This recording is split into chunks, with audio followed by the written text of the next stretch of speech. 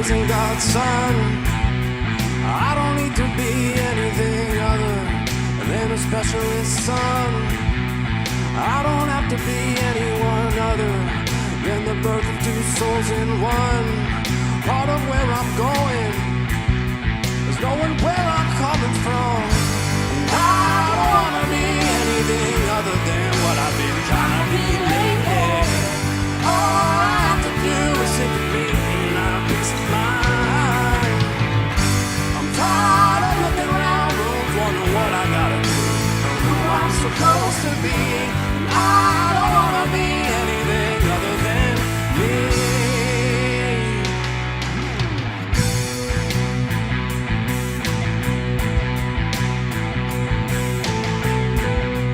I'm surrounded by liars everywhere I turn.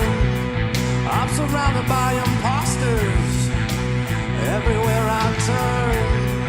I'm surrounded by identity crisis everywhere I turn. Am I the only one who's noticed? I can't be the only one who's learned. And I don't want to be anything other than what I've been trying to be lately. All I want to do is live in me and have peace of mind. I'm tired of looking around rooms, wondering what I gotta do or who I'm supposed to be. I don't want to be anything other than me. Can I have everyone's attention, please?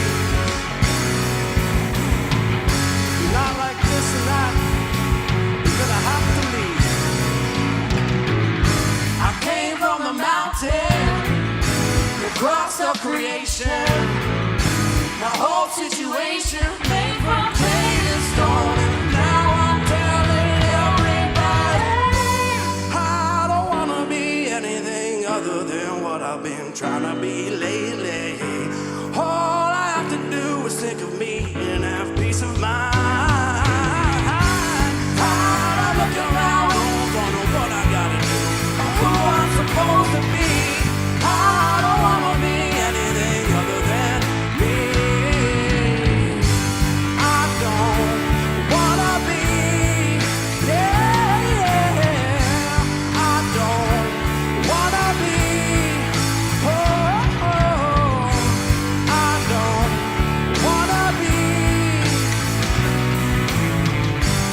I don't want to be anything other than me.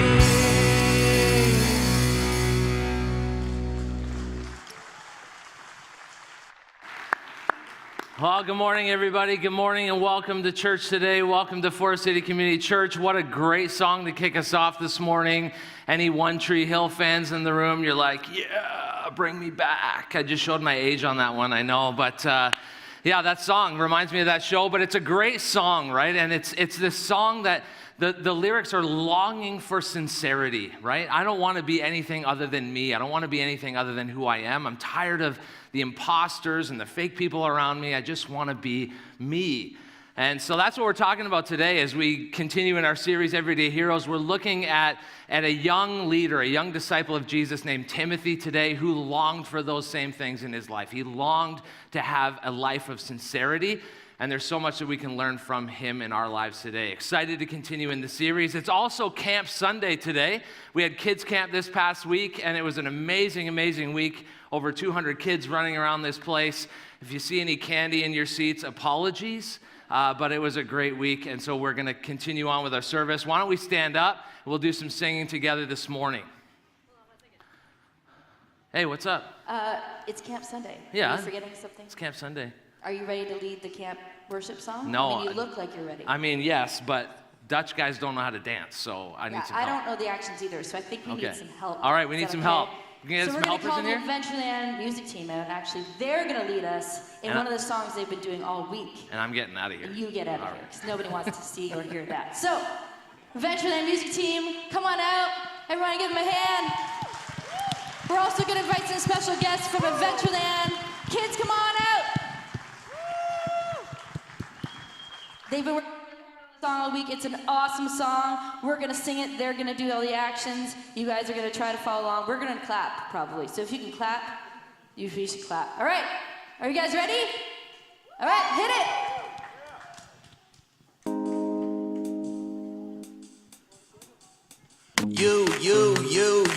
You know what to do. It's time to put your phone down and raise your attitude. The God who made the birds, sea, sun, and the moon isn't somewhere far away. He is standing in the room. So let it scream, let it shout, let him know what you're about. Keep it moving and grooving. Don't leave a single doubt that today is the day that the Lord has created. Why would I sit around just waiting? Let's have a celebration. It's time to clap our hands and stomp our feet. Let's have a celebration. If you believe that Jesus set you free, it's time to celebrate.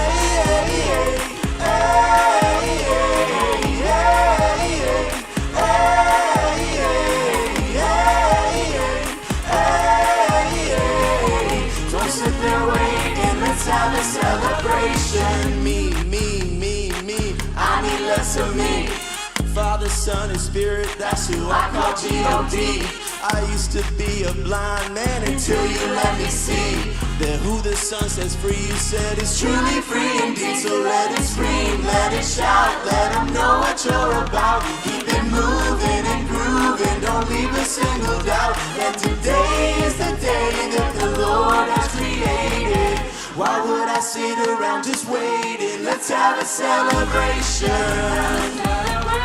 It's time to clap our hands and stomp our feet. Let's have a celebration. If you believe that Jesus set you free, it's time to celebrate.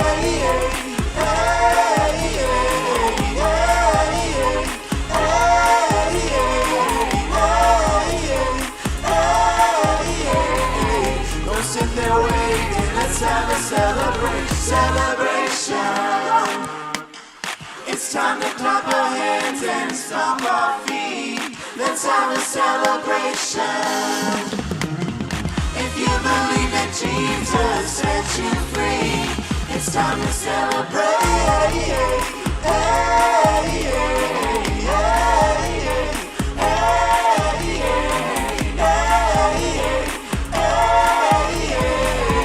Don't sit there waiting, let's have a celebration. Amazing. Thank you so much, Adventureland. Great job, everybody. Adventureland kids, you guys can go back to your rooms. Thank you so much for joining us. Give them a high five on the way out. And as you sit down this morning, make sure you welcome someone to church today.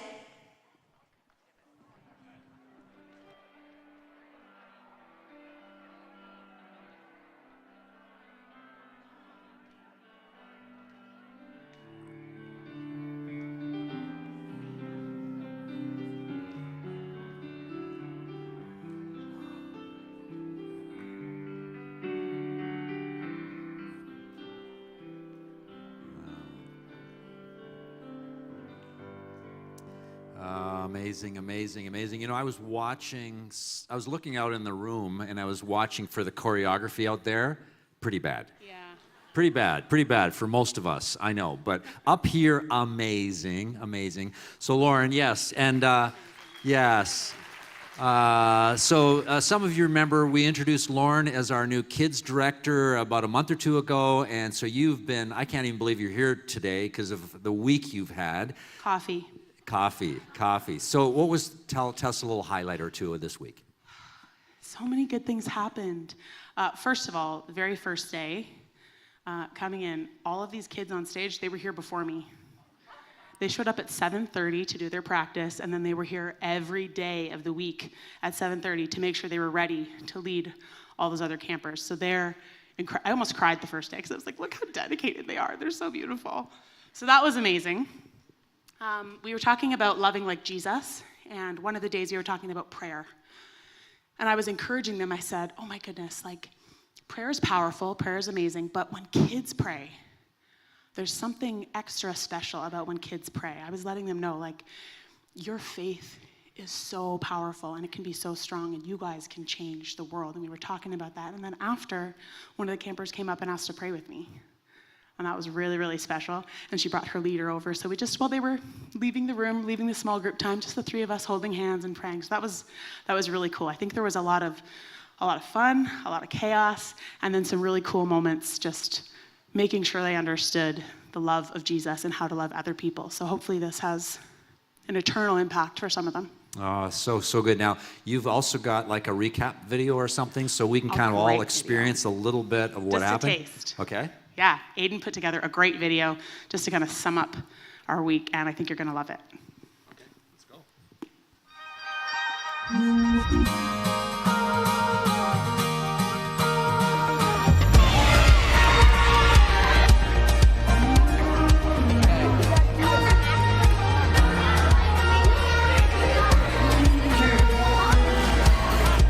I'm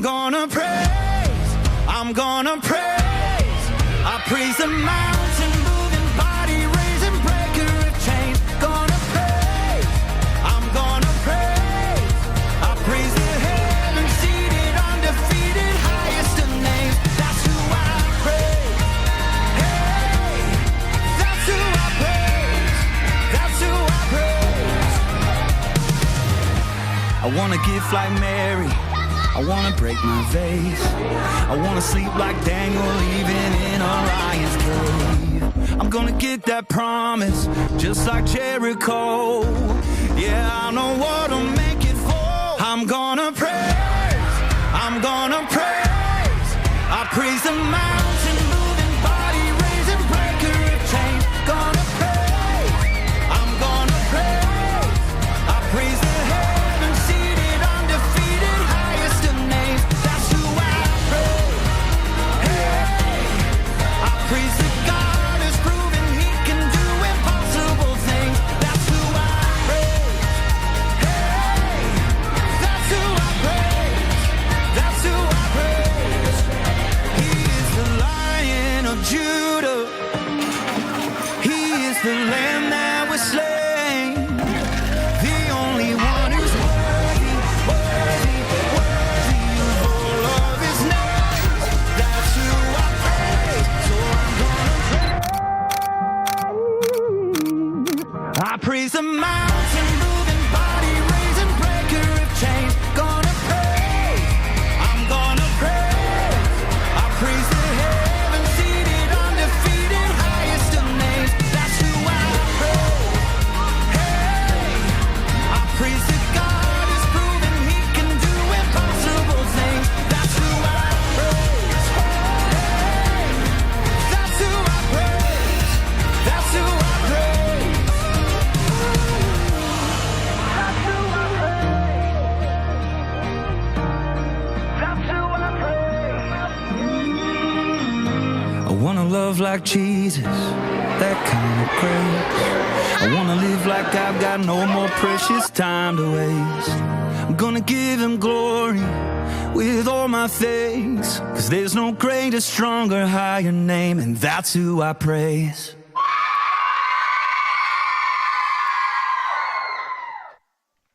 Oh, amazing. Thanks, Lauren. Thank you. Yeah, wow. So, yeah, fantastic. You know, you get these little moments, and I think you're right. Just as Lauren said, this impacts for eternity for many of these kids, and I just want to say a big shout out. I'm going to talk about that in a second again, but let me first of all say, if you're new here, and maybe you're even new here because you had one of your children in the kids camp this week, we're just so happy you're here, or you're just here, you just started coming to the church, you started checking it out. We have a new here booth right outside in the atrium, and we got some volunteers. They'd love to give you a little bit of church swag as well, and if you got a moment to stop by and say hi, we would love that. And yeah, in terms of kids, I just want to say a big thank you, because one of the ways we were able to do this kids camp is, first of all, it comes out of the generosity of the heart of this church. It comes out of, first of all, over 100 volunteers who take an incredible amount of time to host all of these children, and that's so inspiring. But it also comes out of the heart of those of us who are part of the giving community of this church. And I want to thank you for that. We had some time with some of our grandkids this week, and one of our grandkids was in a summer camp, and when they told me the price of that summer camp, and I was thinking, my goodness, at Forest City, these people are getting it less than half the price. this is where my mind goes at times. But I again realized the reason we can do that is because of the generosity of this church. So thank you for supporting the ministry of this church, which does things like the kids camp and all of those offerings for that. And if you're interested in getting into the giving community of the church, you can also do that by checking the code, the QR code there, and becoming part of this contributing community. Let me say a prayer. God in heaven, wow, it is just such a powerful thing to see the energy and the life and the vitality of young kids, and seeing young kids engaged with each other, and then even more engaged with you in this incredible mix of fun and joy and learning and awareness of your goodness, of your presence, of the goodness and the love of Jesus Christ. And Lord, we thank you for that. And I thank you so much for all of the impacting moments of this week and all of the expressions of leadership made by so many young leaders as well in the lives of so many children this week. So thank you, Lord, for that. Thank you for this church. Thank you we can be a part of it in different ways and shapes and forms. Continue to bless us, Lord, as we serve you as a community and serve our community as well. And we pray this in Jesus' name. Amen.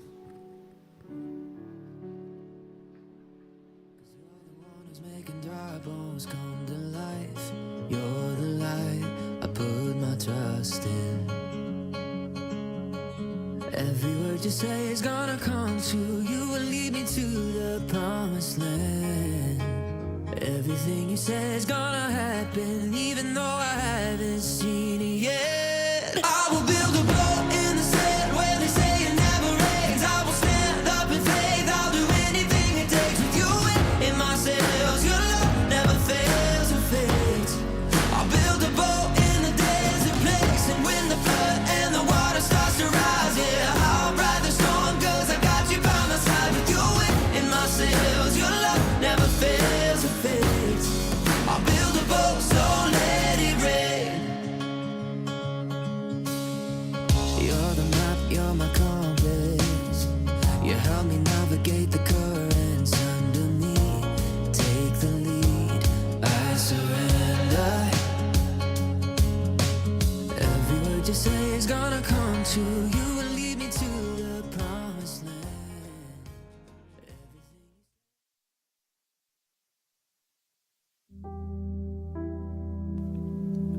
Mirror, mirror on the wall, who's the fairest of them all?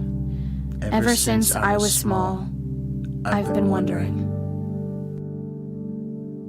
Yesterday, I stood in front of the mirror and tried to look straight into my eyes, to hold the gaze of the person inside, the one who knows me best. Me.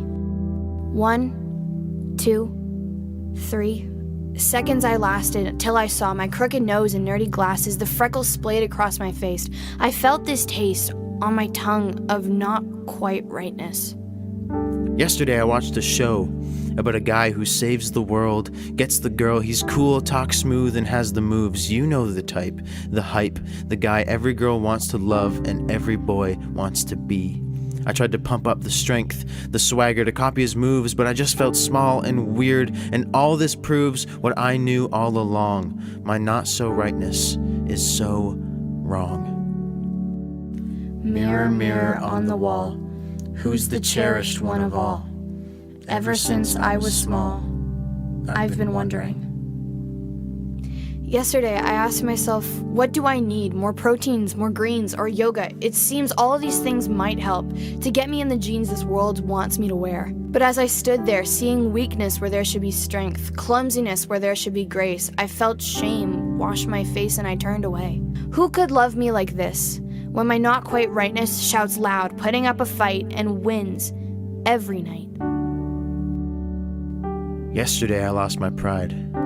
I'm so afraid to pick a side that I walk down the middle, mindless, wishing someone would tell me what my opinion is because I can't find it. Why am I measured by likes on my phone, by the clothes I own? Why can't I be counted worthy just by being plain old me?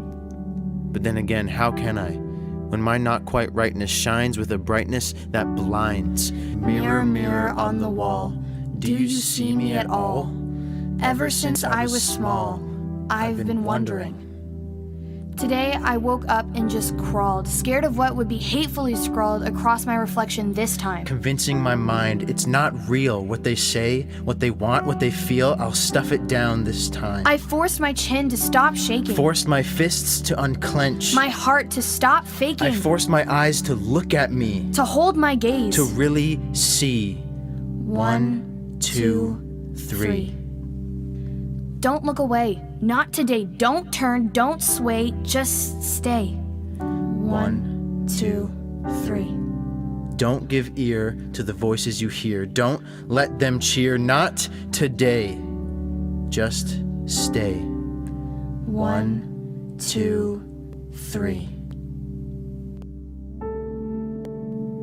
Yesterday I read a story about a God who saves the world but gets none of the glory. He was quiet and kind, humble and meek, the type every girl would avoid and every boy would call weak. But his shoulders were strong to carry my mess, to cover my sins, to offer me rest, to put fear back in its place and wipe the shame from my face, disgrace replaced with freedom. Today, I stood in front of the mirror and looked straight into my eyes to find the gaze of the person inside, the one who knows me best. God. 1, 2, 3. Seconds I lasted till I saw my crooked nose and nerdy glasses, the freckles splayed across my face. I felt this taste on my tongue, something new. My not quite rightness undone in his love. Mirror, mirror on the wall, I don't need you at all. I'm cherished, loved, and standing tall in Jesus.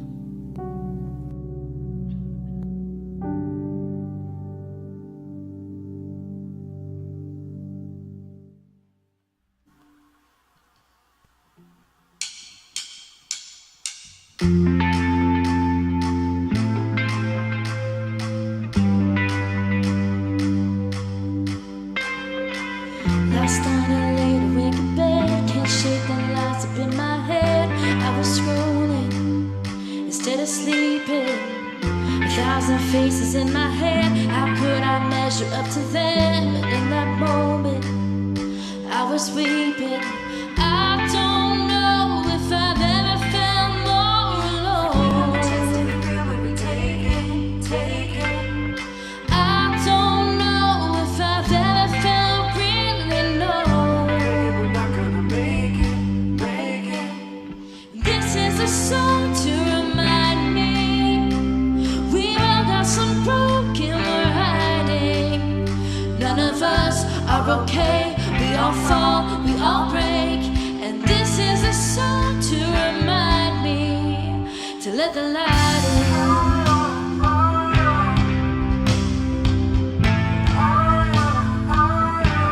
Oh, to let the light in.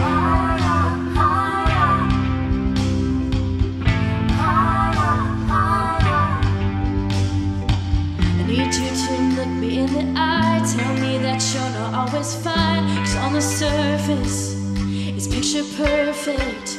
I know it's just a highlight reel, but I can't help the way I feel that I'm too much and I'm not enough. Heaven knows we were never meant to be alone. Broken hearts are a beautiful kaleidoscope. This is a song to remind me we've all got some broken we're hiding. None of us are okay. We all fall, we all break. And this is a song to remind me to let the light in.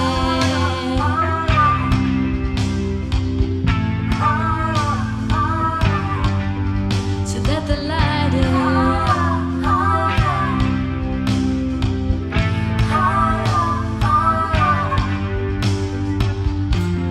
All together, all alone, feeling homesick in our homes.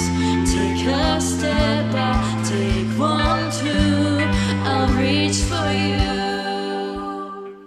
This is a song to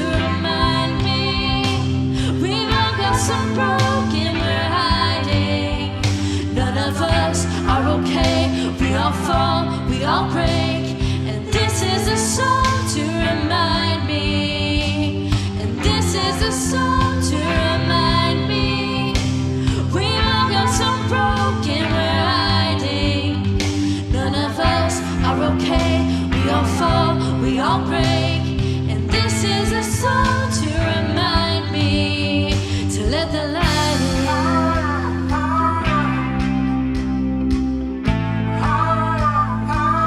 Oh, to let the light in.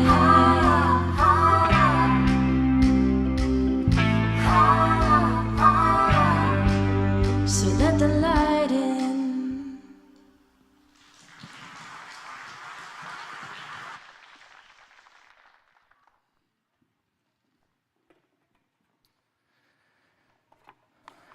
Well, it's a song to remind me to let the light in.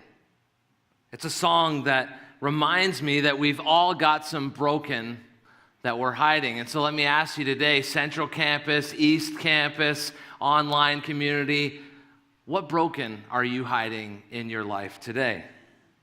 What broken are you afraid to show others?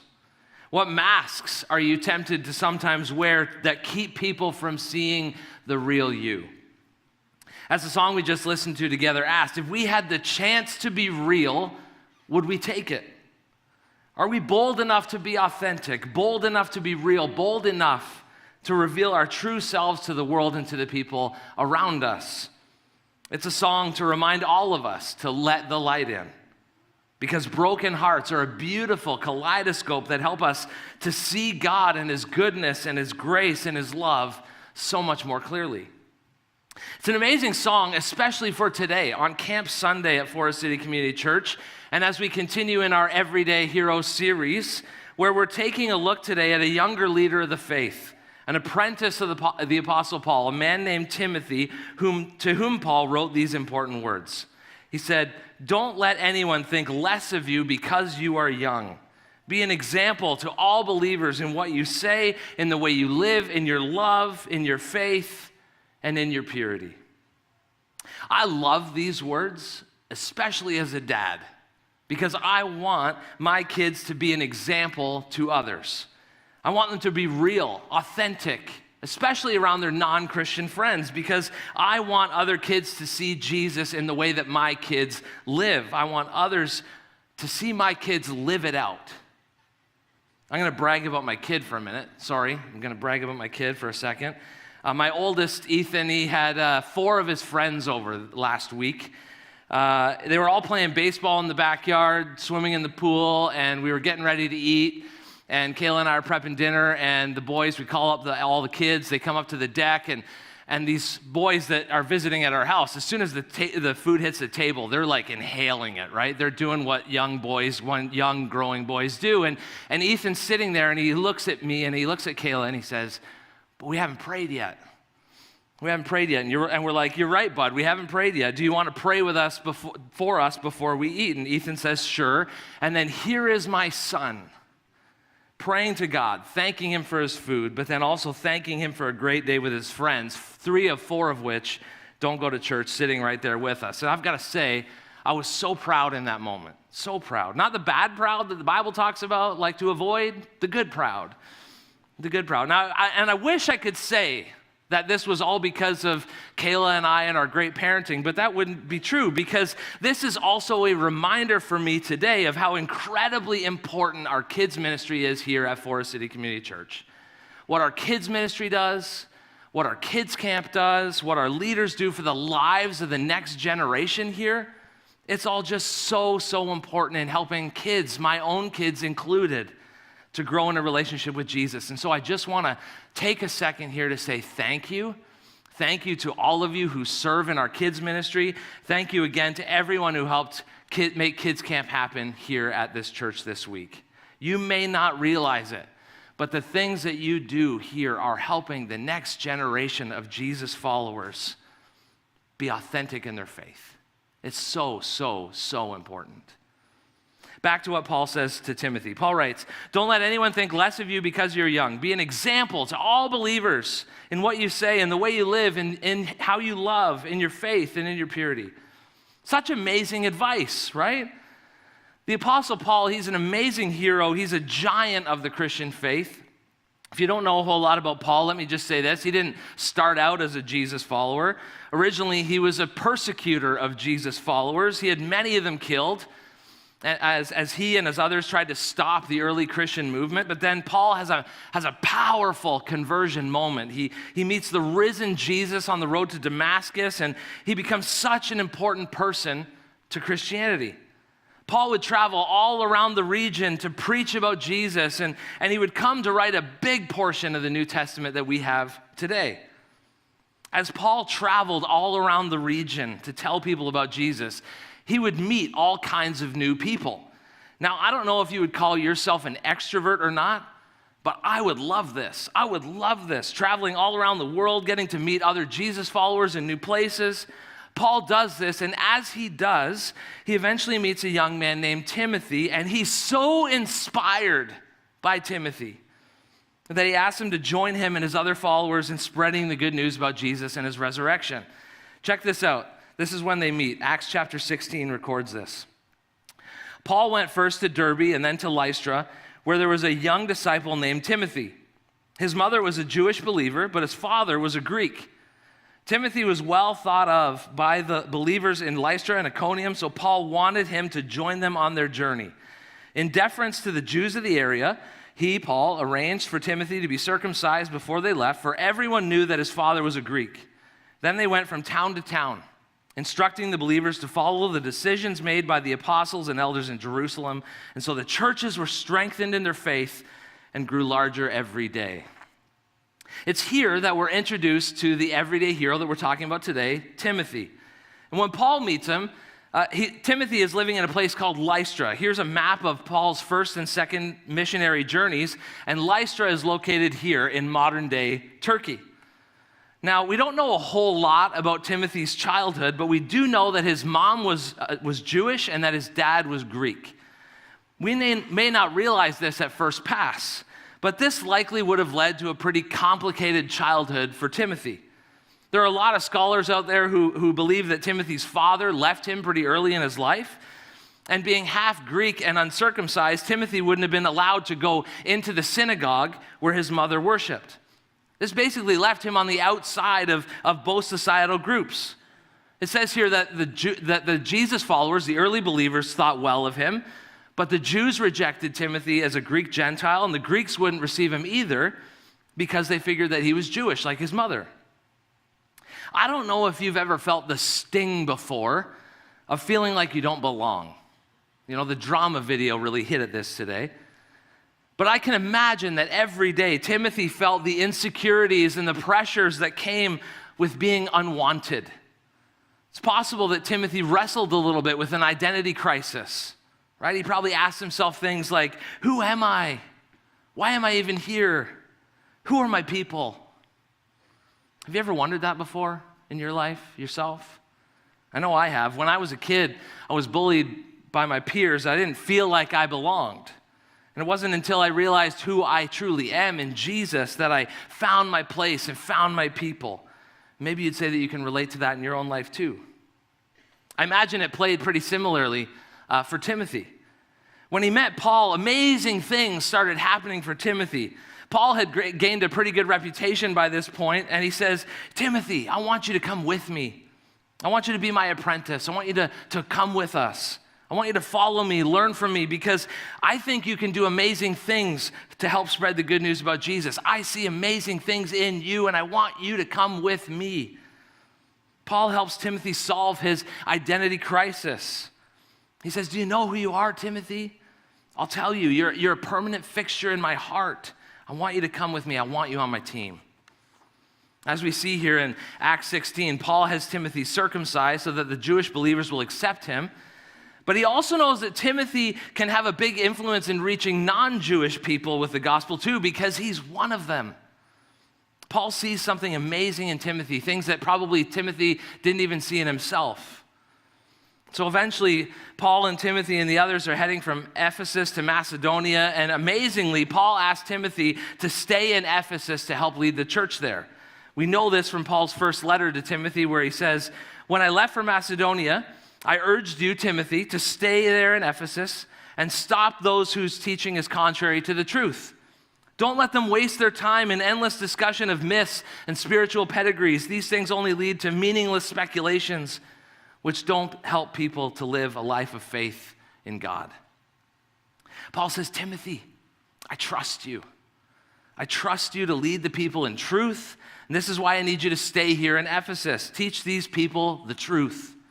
Keep them focused on what matters. Stop any meaningless discussions and just keep the people focused on the truth, because the truth is going to help people to live a life of faith in God. Paul carries on his travels and he leaves Timothy where he is. Paul leaves Timothy in Ephesus, but Paul thinks so highly of this young leader that he writes 2 letters to Timothy. And we can read these letters in the Bible today in the New Testament. And these letters actually help us understand the kind of person that Timothy was, the things that make Timothy the everyday hero that we can relate to in our lives. And so the first thing that we see in Timothy is that he had a sincere faith. He had a sincere faith.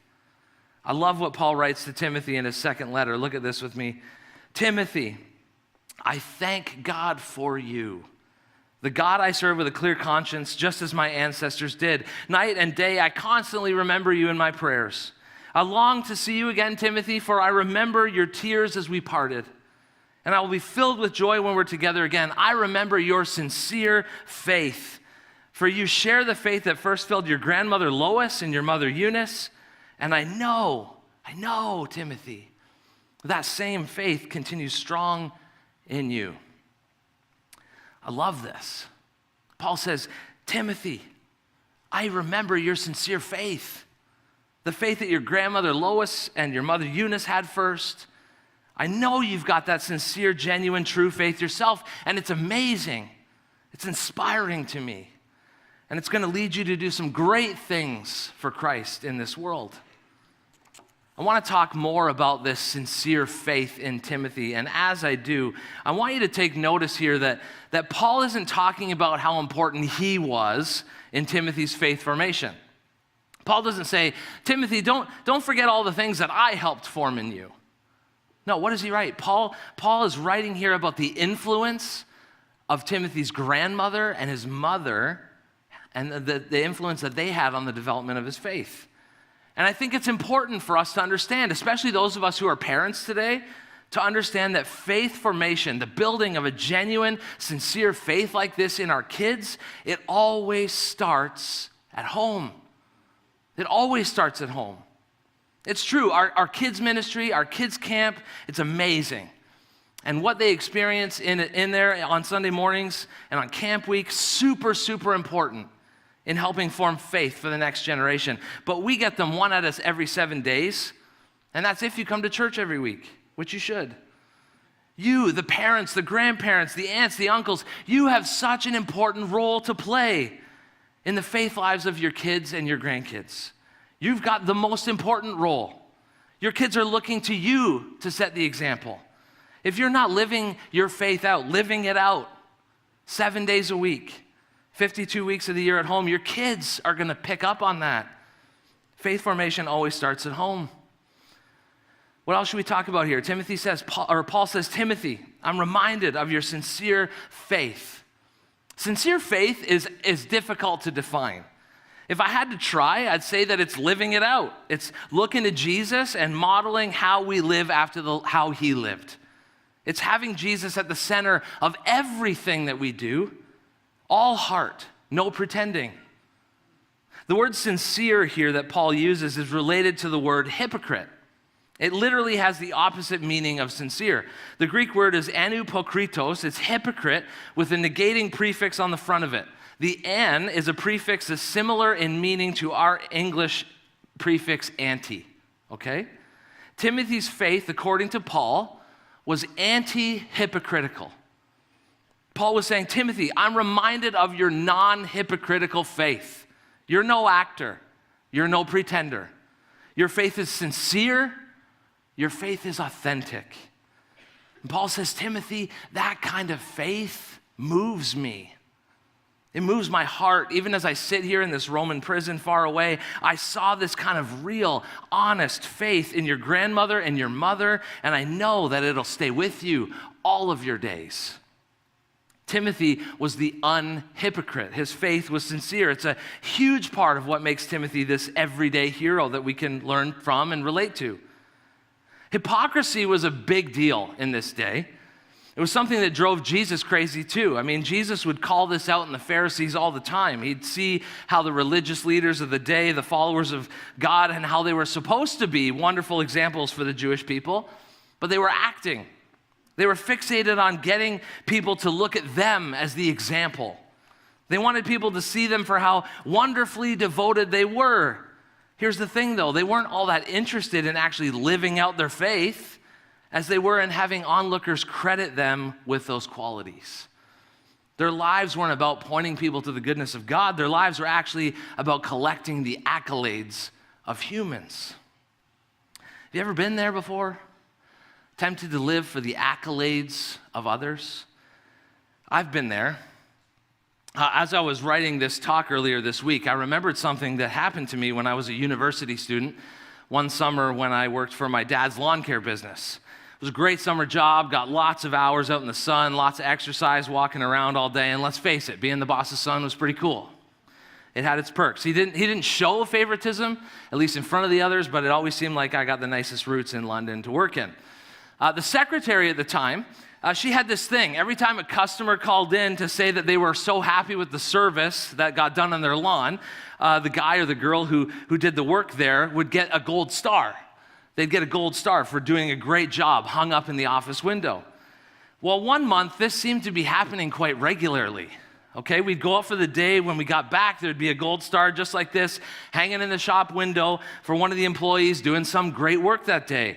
And these things were starting to pile up, so we were keeping a bit of a tally. 3 gold stars for Jim, 2 gold stars for Shane, 1 gold star for John, 2 for Bob, 0, nada, for Nick Vanderploeg. Everyone's starting to notice, right? They're like, oh, look at the boss's son not doing anything here. Look at all the gold stars we have. He doesn't have anything. This went on and on and on, okay? So I upped my game. Took my time, sweet-talked every customer I talked to, just hoping that they'd call in the office to say how great I was, but nothing ever came. I was getting chirped regularly for not being noticed for doing a good job. And so one day I decided to take this issue into my own hands. I was at this house in the city. It was close by to the central campus. It was in Byron. I had the service slip with the customer's name on it and his address and his phone number. I blocked my caller ID, and I called into the office to speak with Anna, our secretary, okay? The confession for me today, okay? Anna picks up the phone, and I came up with a sort of disguised voice, and I talked Nick Vanderploeg up like nobody had ever done before. I pretended to be the customer. Let's just say his name was John Smith. John Smith gave a glowing report of the work that Nick did on his property that day. He said, oh, my lawn has never looked so good. You can tell that Nick really cares. Total professional, super friendly, incredibly handsome, sweaty, but still smells good. Like, I don't know if he's married, but I've got a daughter, like this is what I'm saying. And I had Anna sold. She was totally convinced. She's like, wow, Nick is going to be so excited when he comes back here today. Thank you so much for calling. And we ended the conversation. It was like, today is going to be the day where I'm going to get my gold star, right? Until 5 minutes later, when I got a call from the boss. My dad gets on the phone. He says, yeah, Nick, I just got off the phone with Anna. It seems like John Smith called in and gave a really great report of the work that you did at his place. Nice job. And I'm like, I'm pumped, right? Like, I'm like, yes, that's pretty cool, Dad. Thanks for letting me know, But then Dad goes, yeah, it seems like he did. The only problem is that John Smith just passed away from cancer. His daughter is the one that we deal with to do the work on his lawn, not him. He's passed away. I'm like, you gotta be kidding me. Out of all the properties in London and surrounding area that we worked in, I picked the one guy who couldn't make the call himself. And when I got back to the office that day, can you guess what was hanging in the office window for me? A black star. A black star was hanging there. I spent the rest of that summer hearing about that, not only at work, but also at home. All right, let's say I never tried that stunt again. Funny story, but it makes me think of this sincere faith that we're talking about here and the masks that we sometimes are tempted to wear in life. Like maybe you're like me in this gold star thing and you're tempted to put on the performer mask. Those of us who are tempted to wear the performer mask, we expect that our identity, first and foremost, is not in Jesus, but in our achievements, in our successes. Do you ever struggle with that? Feeling like what matters most is not who you are in Jesus, but actually what you're achieving and succeeding in life? Maybe you've put such a high value on what other people think of you, and it gets in the way of sometimes you living this sincere faith like Timothy. Maybe for you, it's the pleaser mask.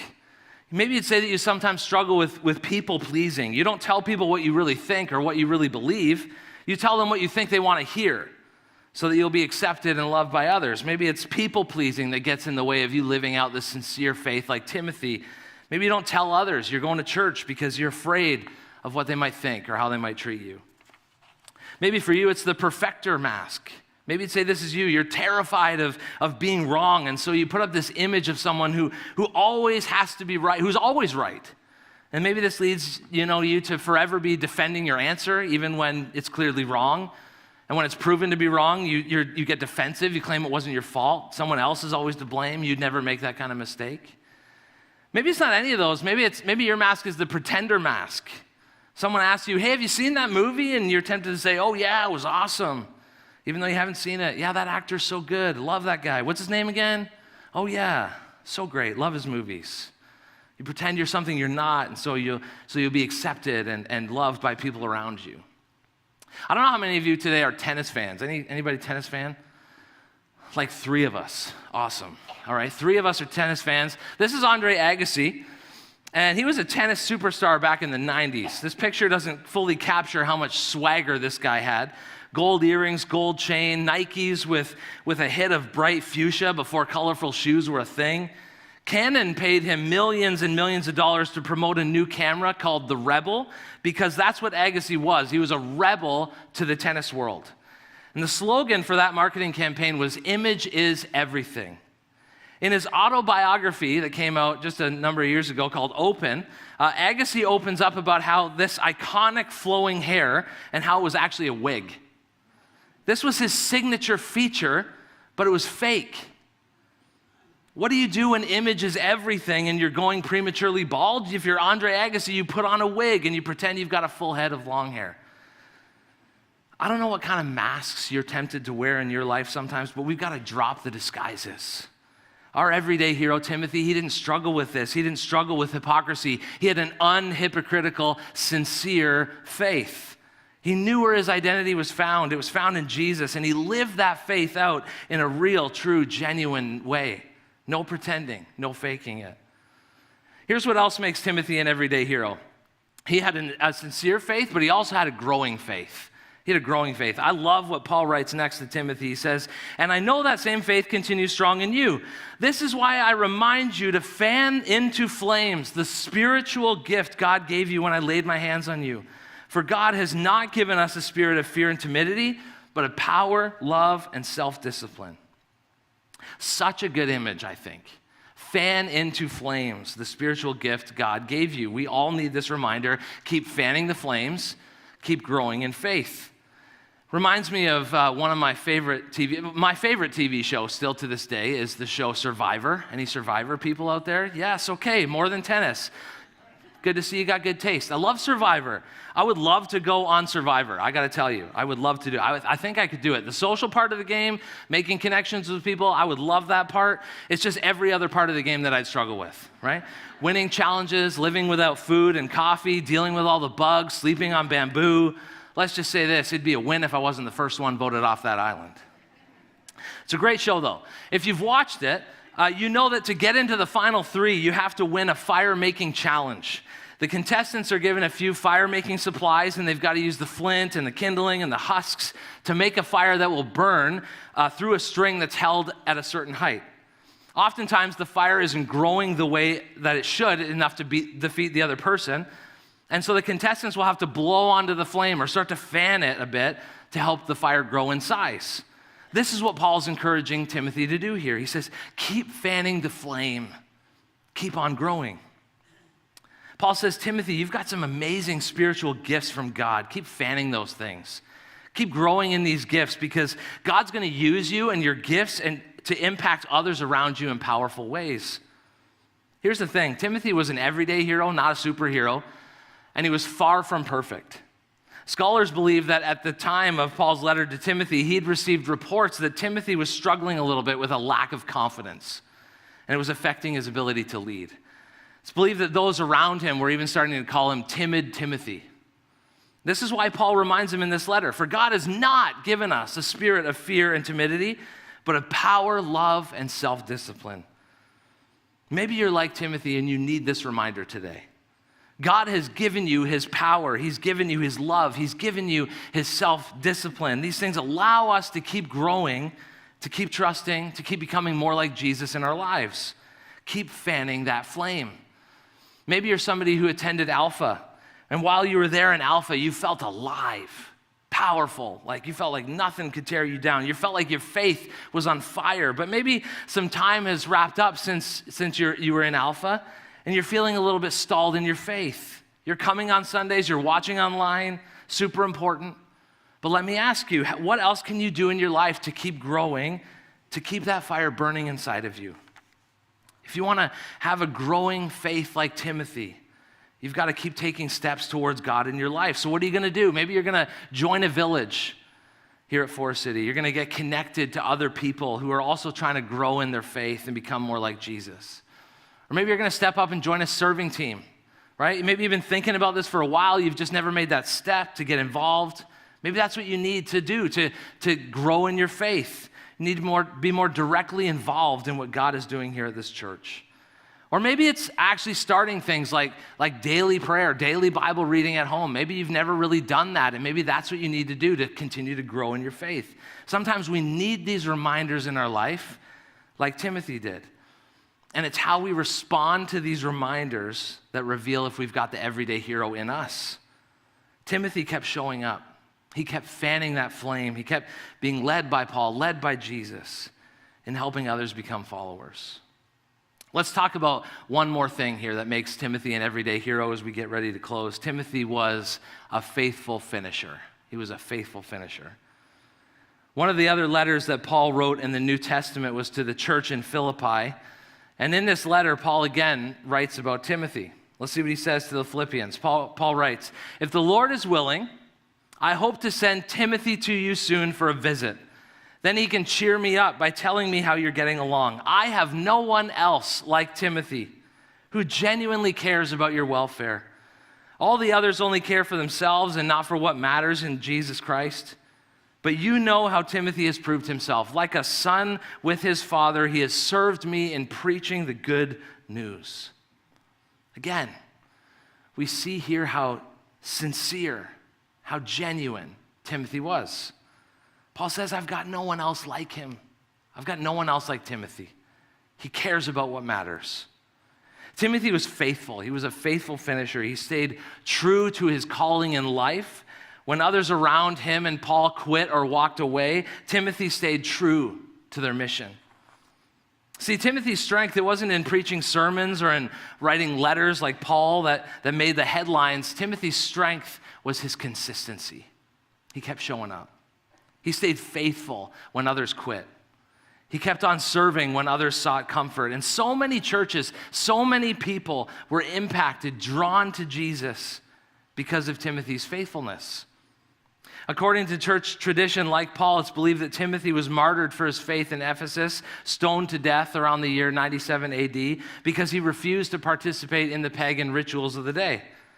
Instead, Timothy stayed true to his faith, even though it would cost him his life. He was an everyday hero because he was a faithful finisher. Well, the music team at both of our campuses today is going to be closing with a song called Hopes for You. It's a great song that encourages all of us, especially the next generation, to be faithful finishers. It's a strong that recognizes just how important that we, the current generation, are to building up and encouraging the next generation. We've got so many hopes, so many responsibilities in leading the next generation into the future. Here's the thing, to be a faithful finisher, Timothy needed Paul, but Paul also needed Timothy. If we're like Timothy today, a young leader, part of the next generation, we've got to stay faithful to our call. We've got to keep on fanning that flame as we seek to grow in our faith, as we look to have a sincere, genuine faith like Timothy did. Our world needs more everyday heroes like Timothy today to bring that positive change and lasting impact to people, to our world in the name of Jesus. To do that, we're going to need people like Paul around us, mentors who will encourage us and will help us along the way.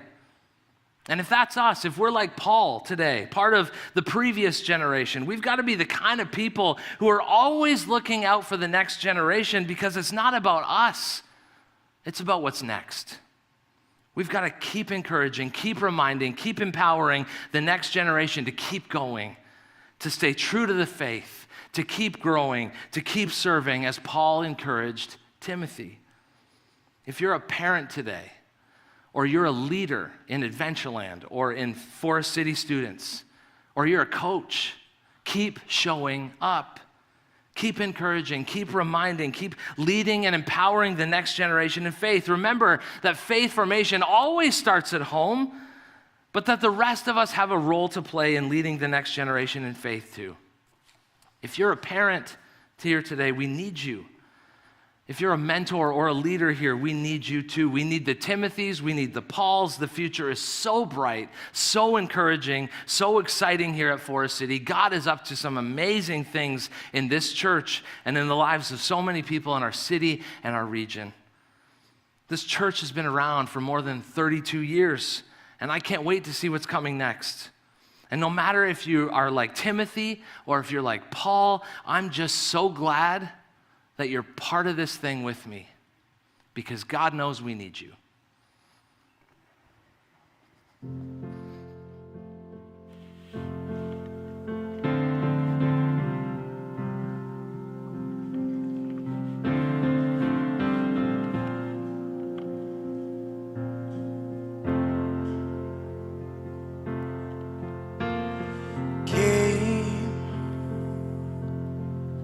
Keep your eyes open wide, keep your head lifted high, you won't want to miss it. God, that beautiful heart, it makes you who you are, and God knows we need you. Oh, don't ever let your love grow cold. Don't ever think that you're alone. Oh, there's someone looking out for you. Oh, don't settle for the easy road. The hardest things will make you grow.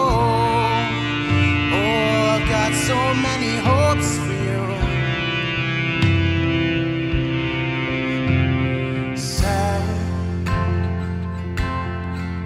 Set your fear on fire. Go headlong to the wild. You hardly believe it.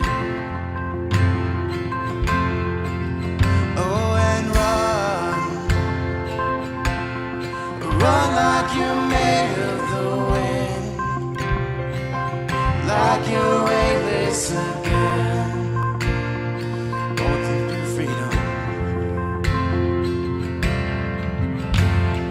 Oh, don't ever let your love grow cold. Don't ever think that you're alone. Oh, there's someone looking out for you.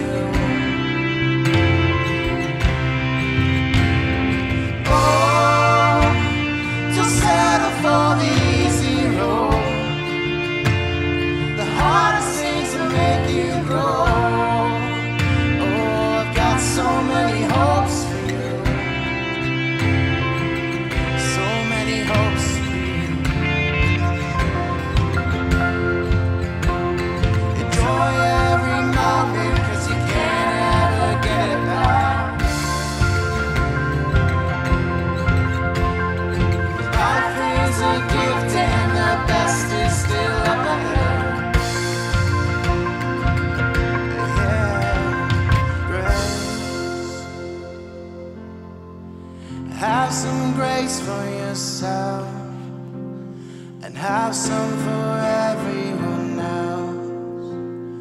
God knows we need it. Oh, don't ever let your love grow cold. Don't ever think that you're alone. Oh, there's someone looking out for you. Oh, don't settle for the easy road. The hardest things will make you go. Oh, I've got so many hopes for you. So many hopes for you.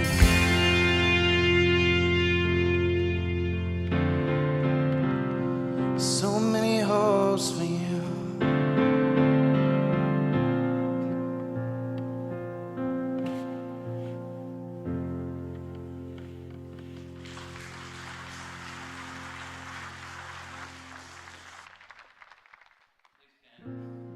We'll close our service today with a prayer. Would you pray with me?